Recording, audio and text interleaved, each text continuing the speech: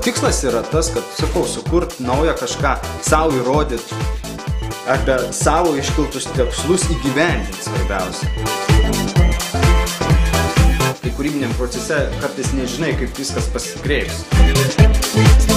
O jūs pats išbandot, tarkim, atrandat kažkokią naują konstrukciją ir išbandot, panešiojat tą drabužį, kad pažiūrėtumėt, ar patogu, kaip ten... Kartais taip, kartais, bet įvairiai būna, kaip priklauso nuo kolekcijos, nuo, sakykime, laiko tam, kiek yra, ar tikrai verta tai išbandinėti.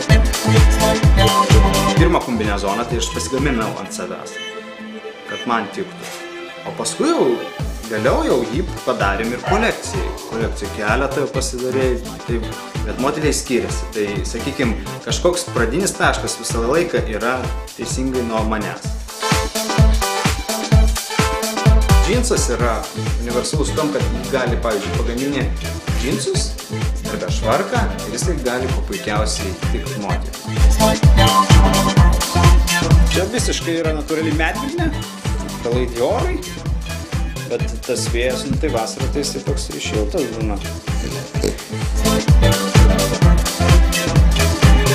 Jeigu tau norisi, kad jisai glamžtų, tu imi. Jeigu tu bijai, tai tada tu nedarai. Bet, pavyzdžiui, mums norėjusi, kad jisai būtų, čia buvo military kolekcija. Tokia, ir kad jinai, ta prasme, būtų tokia kaip padėvėta, kaip panešiota, atrodo. Štai. Gal po metų aš norėsiu pagaminti savo. Nu, jisai toks daiktas. Pavyzdžiui, aš dabar va tokio kirpimo nešioju, gal 3 žiema. Ir man kažkaip tai užtenka. Aš tokio ir noriu nešiu.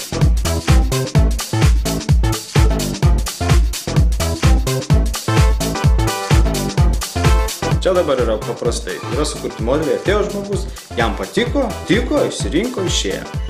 O jeigu tu pradedi, tipo, gal patiks, jeigu jums nepatinka, o tai kas, kaip padaryti, mes galim kitus padaryti, kas jums patiktų, o kas jums patinka. Arba tu stovi už savo kūrybą, arba tu dirbi kažkam kitam.